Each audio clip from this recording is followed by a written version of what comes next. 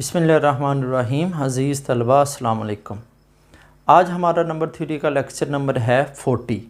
इस लेक्चर में हम डाइफेंटाइन इक्वेशन का एक जो क्वेश्चन है उसको सॉल्व करने की कोशिश करते हैं। लास्ट लेक्चर में हमने देखा था कि इसका प्रूफ क्या है और इसका जो जनरल सॉल्यूशन क्या है, और ये भी देखा था कि सॉल्यूशन कब एग्जिस्ट करता है।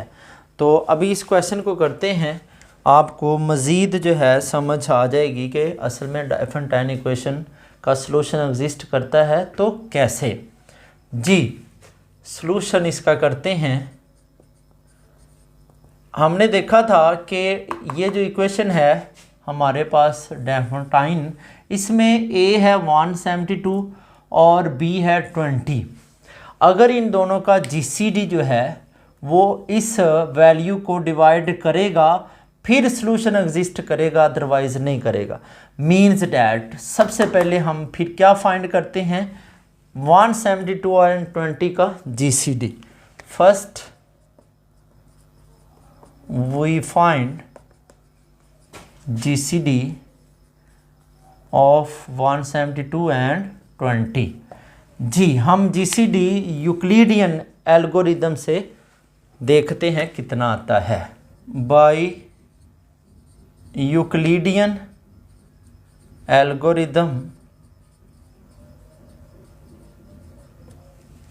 उसमें हम क्या करते हैं, इन दोनों में जो वैल्यू ग्रेटर है उसको हम लिखते हैं लेफ्ट हैंड साइड में, और जो कम है लेस वैल्यू उसको राइट हैंड साइड में, और उसको मल्टीप्लाई करते हैं और सम रिमाइंडर हमारे पास मिल जाता है।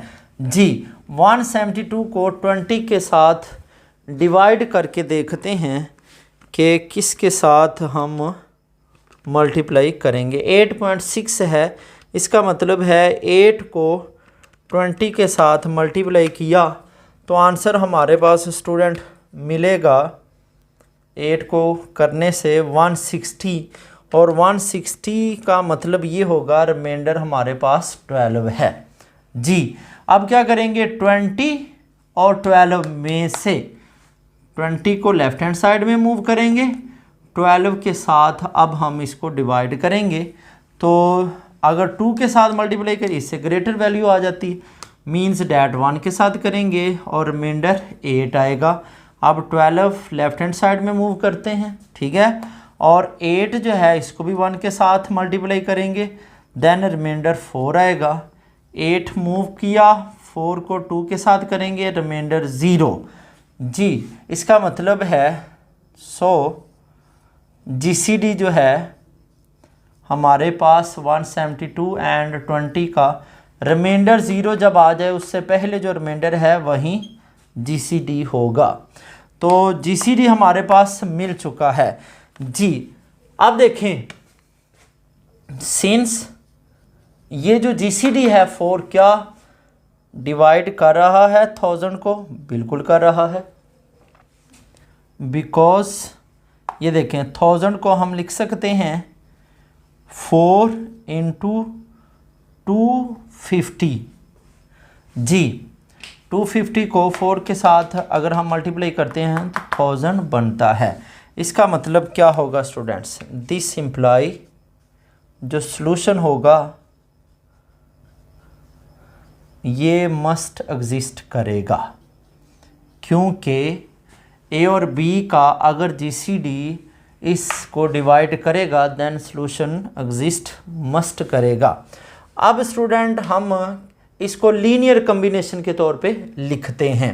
लीनियर कॉम्बिनेशन में हम क्या करते हैं, जो जीसीडी है हमारे पास 4 है, इसको हम लिख सकते हैं 4 इक्वल, ये देखें 4 इक्वल किसके लिखेंगे, 12 माइनस 8, 12 माइनस 8 मल्टीप्लाई 1।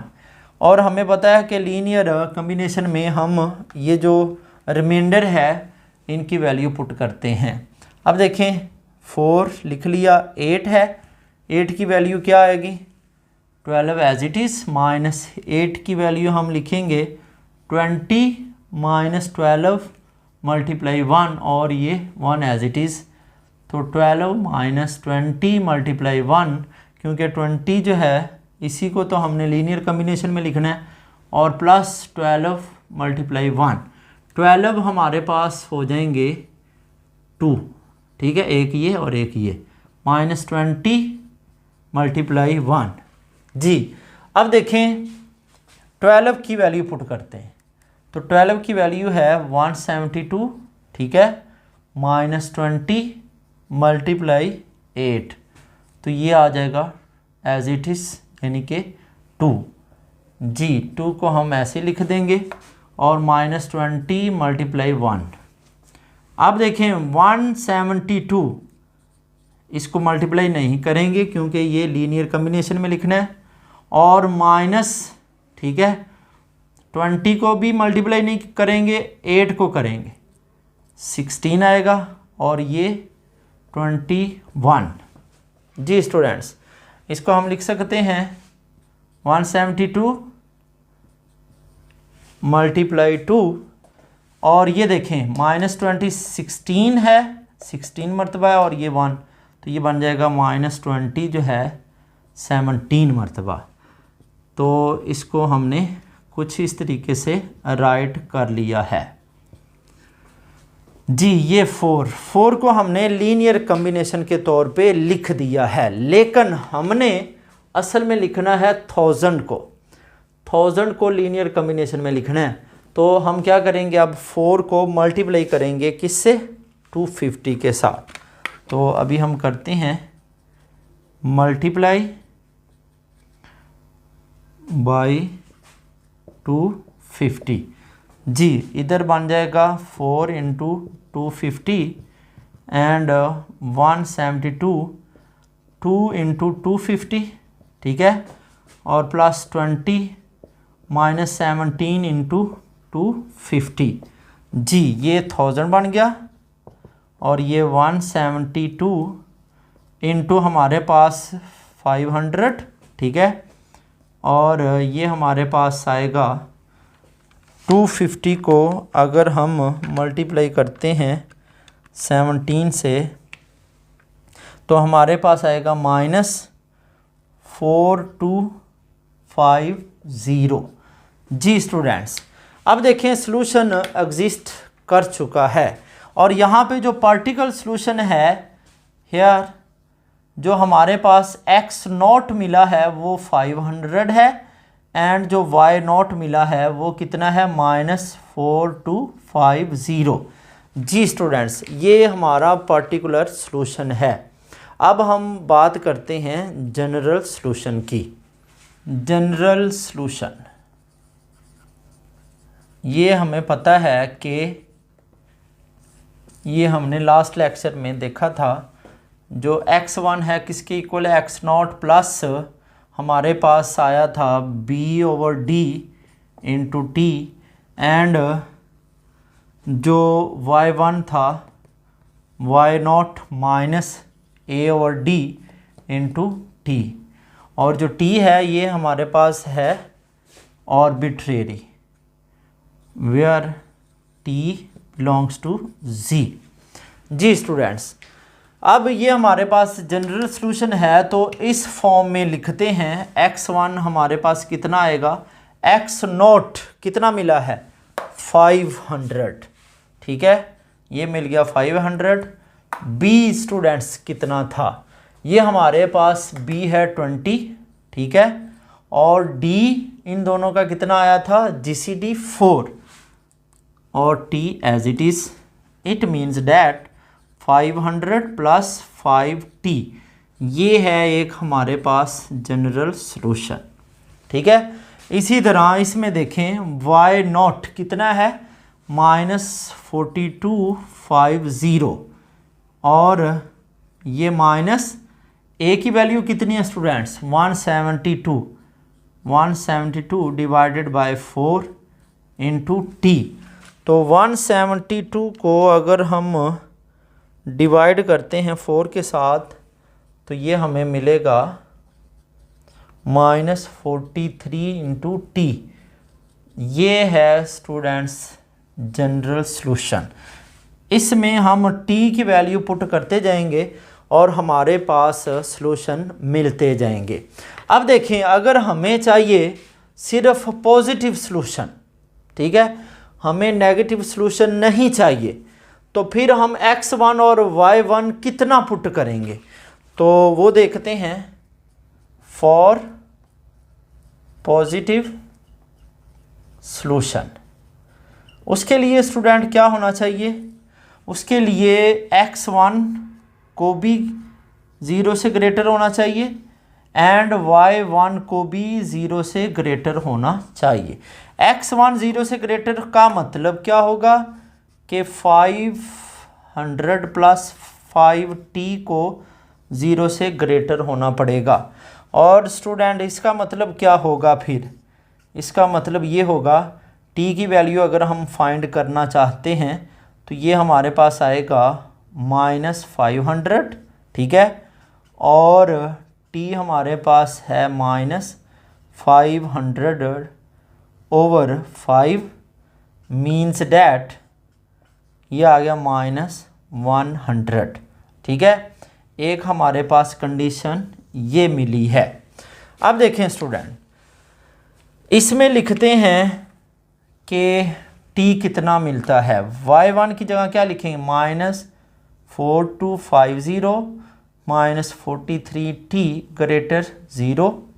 अब देखें, मैं क्या करता हूँ, 43 इधर आके हो जाएगा पॉजिटिव और ये -4250 एज इट इज़, तो t की वैल्यू हमारे पास -4250 डिवाइडेड बाय 43, तो t जो है अब लेस होना चाहिए किससे, 4250 डिवाइडेड बाय 43, 98.83 जी, मीन्स डैट। इसका मतलब क्या है स्टूडेंट, इसका मतलब ये है कि जो t है वो हमारे पास होना चाहिए ग्रेटर -1000 से, ठीक है, एंड लेस होना चाहिए -98.83।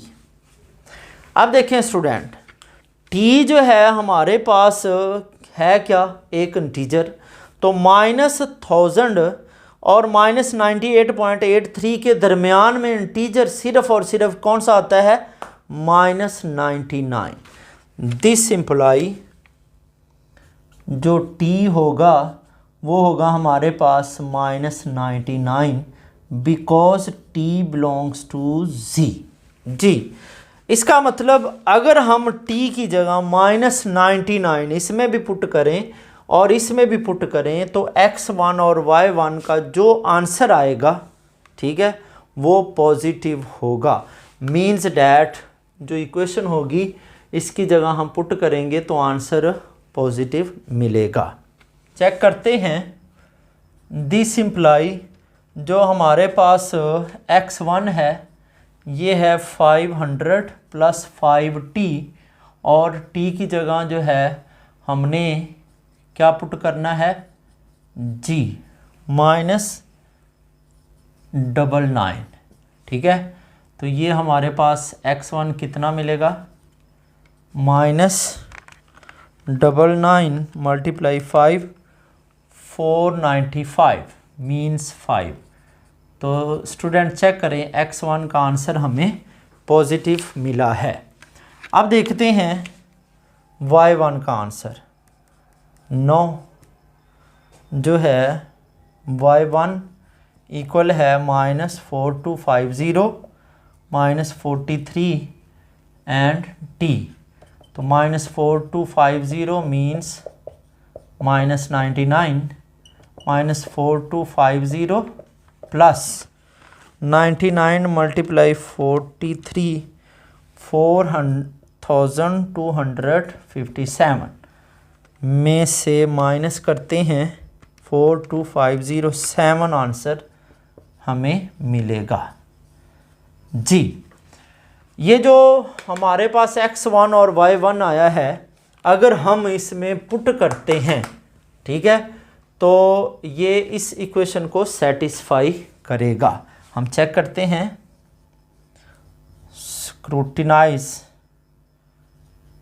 जी, तो हमारे पास है क्या 172x प्लस 20y इक्वल 1000। तो चेक करते हैं 172x 5 लिख दें और ये 7 लिख देते हैं। तो स्टूडेंट्स आंसर देखते हैं हमें कितना मिलेगा। ये 860 देन 140 जी, ऐड करेंगे 1000 ही आएगा। जी स्टूडेंट्स, आई होप कि आपको अच्छे से इस क्वेश्चन की समझ आई है। इस क्वेश्चन में हमने देखा कि सॉल्यूशन अगर एग्जिस्ट करता है तो हमने लीनियर कॉम्बिनेशन में लिखा, फिर मल्टीप्लाई किया ताकि 1000 बन सके। ठीक है, उसके बाद हमारे पास एक पर्टिकुलर सॉल्यूशन मिल गया। अब जनरल सॉल्यूशन हमने फाइंड किया। ठीक है, उसमें हम t की वैल्यू जितनी मर्जी पुट करते जाएंगे, आंसर मिलता जाएगा। हमने देखा कि t की वैल्यू जो है वो पॉजिटिव कब आएगी, मतलब x और y जो हमने एक जनरल सॉल्यूशन में लिया था x1 y1, उसका आंसर पॉजिटिव कब आएगा, तो वो भी हमने इस क्वेश्चन में आप समझा है। तो आई होप कि आपको अच्छे से इस क्वेश्चन की समझ आई है। नेक्स्ट लेक्चर तक के लिए अल्लाह हाफिज़।